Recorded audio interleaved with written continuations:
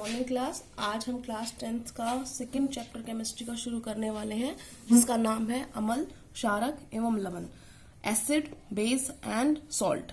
तो सबसे पहले चैप्टर शुरू करने से पहले इसका क्या नाम है, उसका अर्थ हम जान लेते हैं। तो अम्ल और एसिड क्या होते हैं? तो ये वो पदार्थ होते हैं जो स्वाद में खट्टे होते हैं, ठीक है ना। इंग्लिश मीडियम, दो substances which are sour in taste, ठीक है। कैसे होते हैं? सावर होते हैं, खट्टे होते हैं। क्षारक कैसे होते हैं? क्षारक जो होते हैं वो स्वाद में कड़वे पदार्थ होते हैं, बीटर इन टेस्ट। पहला डिफरेंस दोनों में समझ में आ गया होगा।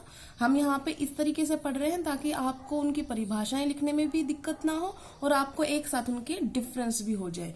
तो पहला हमने बोला कि वे पदार्थ जो स्वाद में खट्टे होते हैं वो अम्ल कहलाते हैं, वे पदार्थ जो स्वाद में कड़वे होते हैं वो क्षारक कहलाते हैं। दूसरी बात क्या होती है बेटा, ये आपके पूरे चैप्टर में आएगा। जो चीज मैं अभी बता रही हूँ ये जस्ट इंट्रोडक्शन है, आप अभी समझ लो। वो आगे चैप्टर में जब डिटेल में आएगा ना तब अच्छी तरीके से समझ आ जाएगा। अभी डिफरेंस याद कर लो बस आप।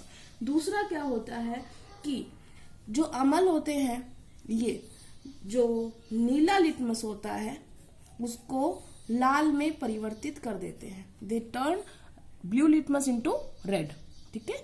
जो क्षारक होते हैं वो लाल लिटमस को नीले में बदल देते हैं। इसका मतलब base turn red litmus into blue. तो आप इसको याद करने के लिए ये कर सकते हो, बेस है वो बी बनाता है, बी से बी शुरू हो रहा है ना, तो ये याद करने के लिए बिल्कुल सही है कि रेड से ब्लू, बी से बेस, बी से ब्लू बना देगा। तो ये याद रख लो, उल्टा वाला अपने आप याद हो जाएगा। तो तरीके होता है इसको याद करने का। तो अब दो डेफिनेशन हो चुकी है बेटा। अम्ल वो खट्टे पदार्थ होते हैं जो नीले लिटमस को लाल में परिवर्तित कर देते हैं। क्षारक वो पदार्थ होते हैं जो स्वाद में कड़वे होते हैं और लाल लिटमस को नीले में बदल देते हैं।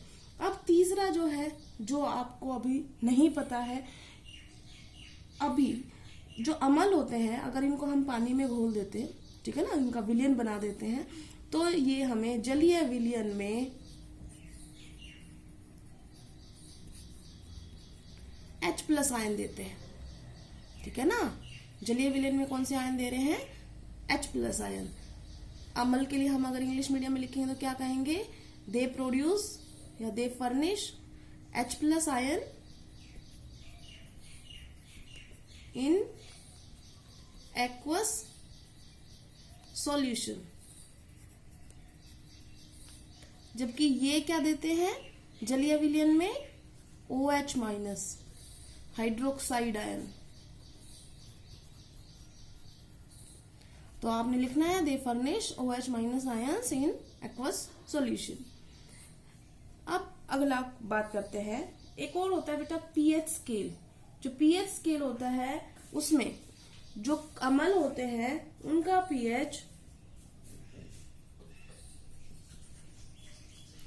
1 से शुरू होके 7 से कम रहता है,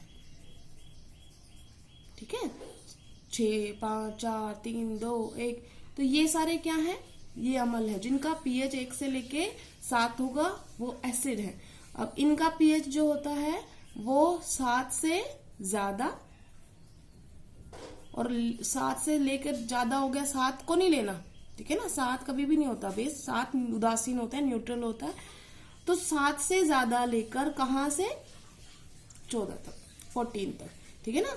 तो मोर देन 7 से शुरू हो रहा है और 14 तक हो रहा है, तो ये उसका हो गया। तो बेटा ये पूरे चैप्टर में आपके बस यही आएंगे, बार बार रिपीट होंगे। तो मैंने अभी पहले बता दिया है कि अम्ल और क्षारक के अंदर ये है मेन। अभी आपने जो डेफिनेशन आपको याद हो सकती है, जो अभी तक आप पढ़ते आए, वो आपने सिर्फ ये 2 चीजें पढ़ी हैं, वो आप अपनी डेफिनेशन लिखने के लिए यूज कर सकते हैं कि वो पदार्थ जो स्वाद में खट्टे होते हैं और जो लिटमस का रंग बदल देते हैं नीले से लाल। इस तरीके से आप याद कर सकते हो।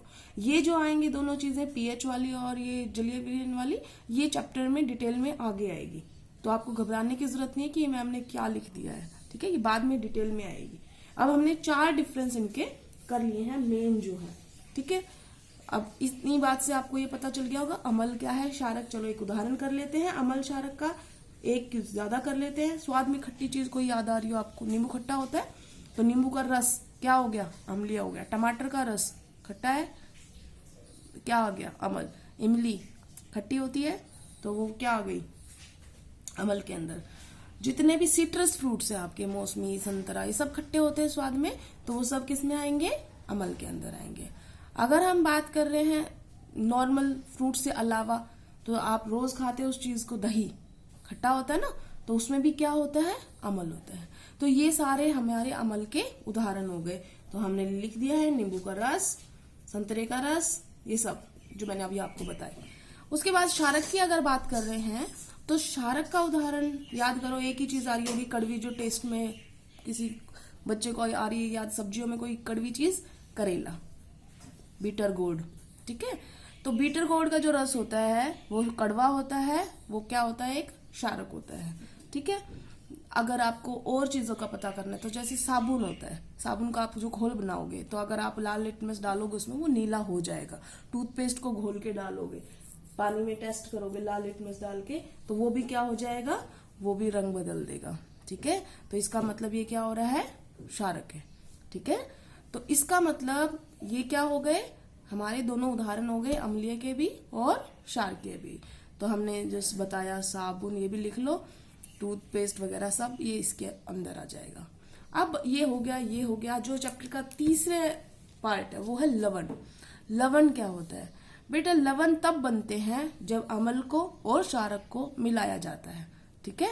तो सॉल्ट वो सब्सटेंस है जब अम्ल और क्षारक, एसिड और बेस कंबाइन करते हैं, रिएक्ट करते हैं, तब जो कंपाउंड बनेगा वो लवण होते हैं, ठीक है। ये आपके और आगे आएगा। तो इतना मेरे ख्याल से आज आपको समझ में आ गया है।